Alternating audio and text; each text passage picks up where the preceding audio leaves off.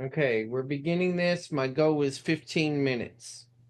So this is going to be a debate about the millennium. I'm pre-millennial. Scott Clem is amillennial, and more particular, he holds to the position of progressive covenantalism.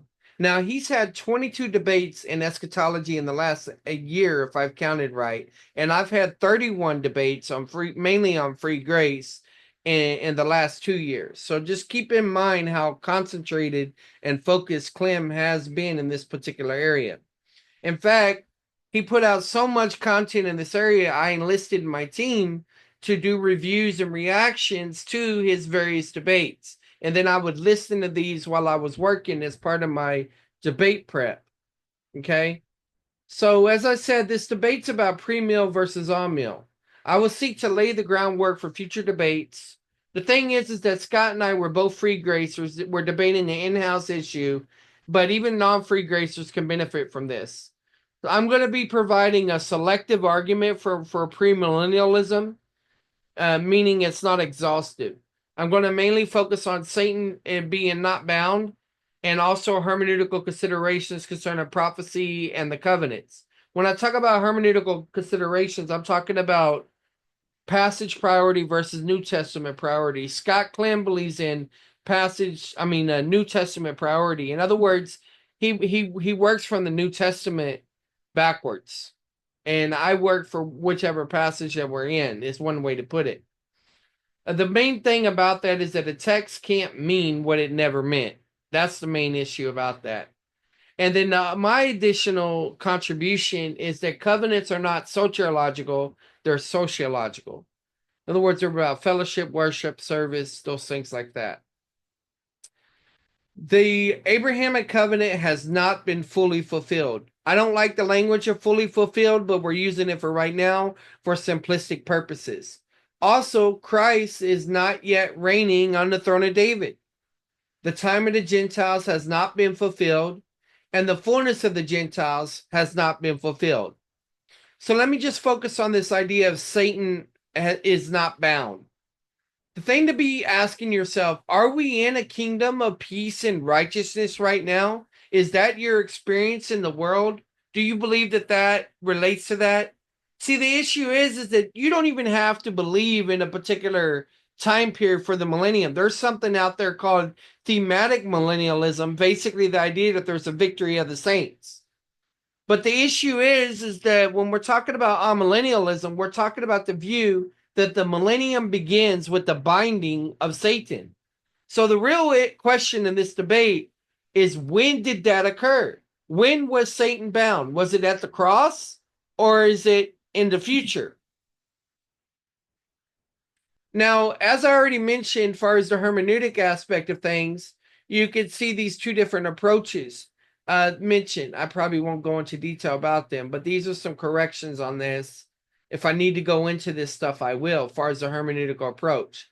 But here's a chart I made so that you all can evaluate the influence of Satan throughout time, if you will. So you got three categories here. You got the unfallen when he was sinless. And then the middle category is how the fallen Satan operates throughout time. And then you have the bound of forever in the lake of fire. Okay. In my view, this gray right here, in the millennium, which I believe is future, he has zero influence because he's bound. The flesh of the world will still be the believer's enemy, but Satan will be bound. But let's do this. There's going to be a time that describes in the narrative of Satan being loosed, and he's going to deceive the nations. Okay, again, if you will.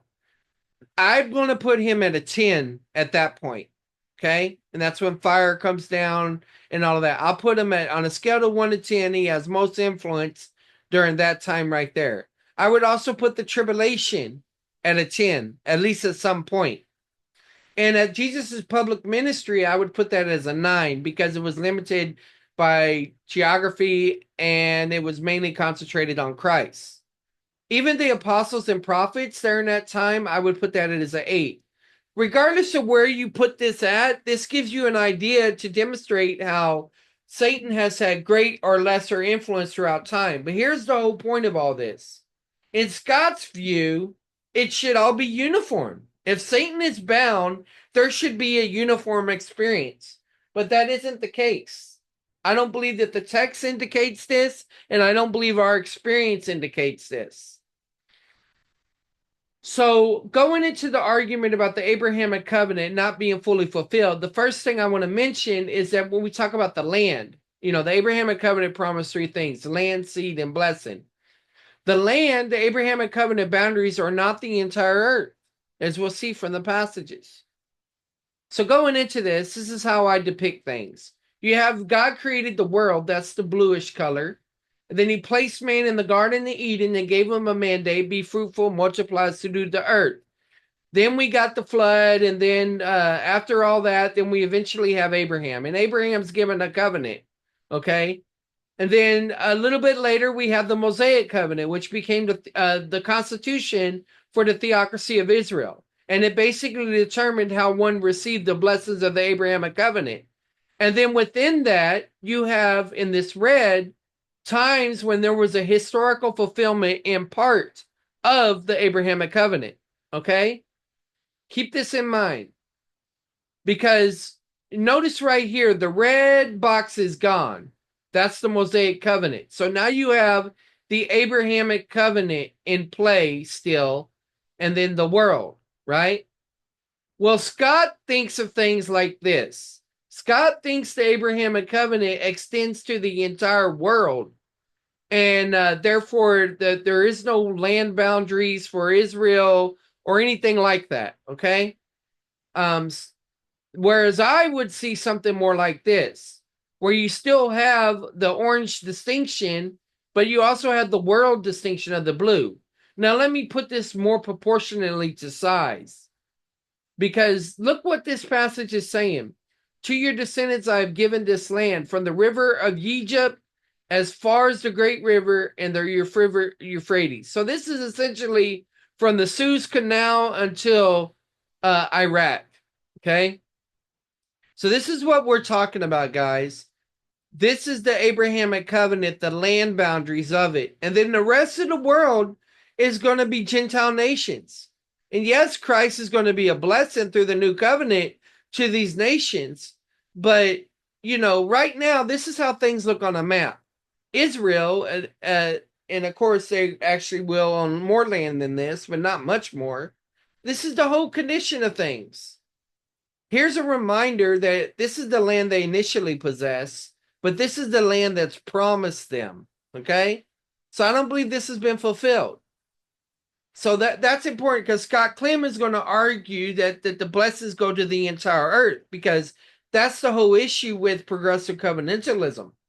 And by blessings, I mean that there's no blessing specific for Israel.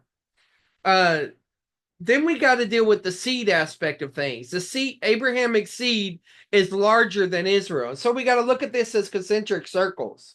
I've used this in a previous debate with Matt First. So this is how people typically view things: believing sons of Abraham and unbelieving sons of Abraham, because they don't think Ishmael or Esau are saved, and they do think Isaac and Jacob are saved. But the point is that this green represents the seed of Abraham, and inside here, this blue represents the seed of Israel, if you will. So you have the unbelieving seed of Abraham cut in half into believing, and then you have believing Israel and unbelieving Israel, and then you have this yellow dot representing Jesus Christ as the truest form of believing Israel, right? Of faithful Israel. Here's another way to depict it, where people talk about the four seeds of Abraham. So that's very important to understand, because a lot of times people will say, oh, well, the promises of Israel have been fulfilled, because they point to one of the Abrahamic seed promises and say, therefore, there is no future fulfillment. Then we get to the blessing aspect of the Abrahamic covenant. The spiritual blessings that may be occurring now are not the geophysical blessings that will occur in the future. Now, there are two books written on the new covenant from within my camp.